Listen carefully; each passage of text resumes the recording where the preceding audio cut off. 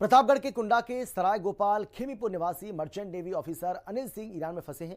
उनके परिवार ने प्रतापगढ़ के जिलाधिकारी से मुलाकात की है और परिजनों ने अनिल सिंह की सकुशल वापसी के लिए पीएम मोदी और विदेश मंत्रालय से गुहार लगाई है। इस पर जिलाधिकारी ने उन्हें हर संभव मदद का भरोसा भी दिया है। अनिल सिंह के परिजन हिंदी खबर के साथ अपना दर्द भी साझा करते नजर आए और हिंदी खबर विदेश मंत्रालय से अपील करता है कि जल्द से जल्द अनिल सिंह को स्वदेश लाकर अपने परिजनों से मिलवाया जाए।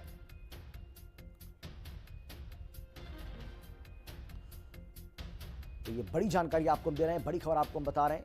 आपको बता दें कि कई ऐसे भारतीय हैं जो अब गुहार लगा रहे हैं। जिस तरीके से ईरान में इस वक्त हालात बहुत भयानक बने हुए हैं, खतरनाक बने हुए हैं और बहुत सारे मर्चेंट नेवी के अफसर ऐसे हैं जो वहां पर तैनात थे, लेकिन बताया जा रहा है कि वो फिलहाल जेल में है और यही वजह है कि उनके जो परिजनों की चिंता है वो लगातार बढ़ती हुई नजर आ रही हैं।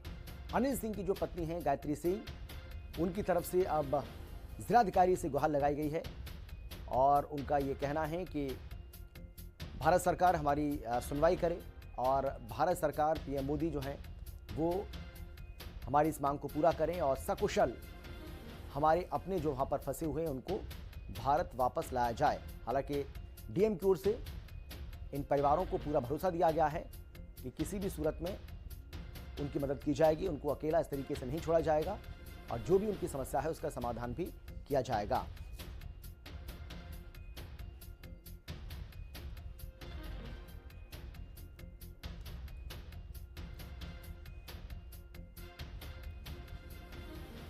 और फिलहाल हमारे साथ ऋतुराज सिंह जो कि अनिल के बेटे हैं वो हमारे साथ जुड़ गए हैं। ऋतुराज, हम आपसे जानना चाहेंगे कि सबसे पहले तो आप हमें यही बताइए कि सरकार से आप क्या गुहार लगा रहे हैं, क्योंकि जानकारी मिल रही है कि आप और आपकी जो माताजी हैं दोनों ने डीएम से भी मुलाकात की है और लगातार आप ये अपील कर रहे हैं कि किसी भी तरीके से आपको जो पिताजी हैं उनको सकुशल भारत वापस लाया जाए। तो थोड़ा सा आप हमें बताइए, हमारे जो तमाम दर्शक इस वक्त हमें और आपको देख रहे हैं और सुन रहे हैं, कि आखिर उनके साथ हुआ क्या है, परेशानी क्या है? सर, ये 8 दिसंबर को हुआ था कि जब उनकी शिप को ईरान वालों ने पकड़ लिया, ये कहकर कि शिप में इलीगल डीजल की स्मगलिंग हो रही थी।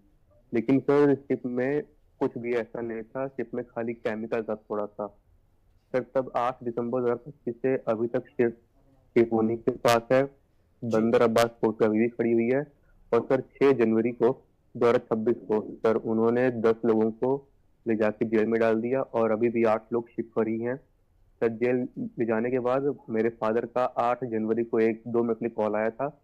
उन्होंने ये कहा था कि बस अपने फैमिली को बता दो कि हम लोग जेल में आ गए हैं, और पापा ने ये कहा कि हम लोग जेल में आ गए हैं और अपनी तरफ से जितना हो सके उतना प्रेशर बनवाइए आप। जी, यानी कि आप ये कह रहे हैं कि 8 जनवरी के बाद किसी तरह की कोई बात आपके पिताजी की नहीं हो पाई है आप लोगों से? नहीं सर, नहीं सर, बिल्कुल कोई बात नहीं। जी, तो आपने डीएम से भी मुलाकात की है, उनका क्या कहना है, क्या भरोसा उनकी ओर से दिया गया है?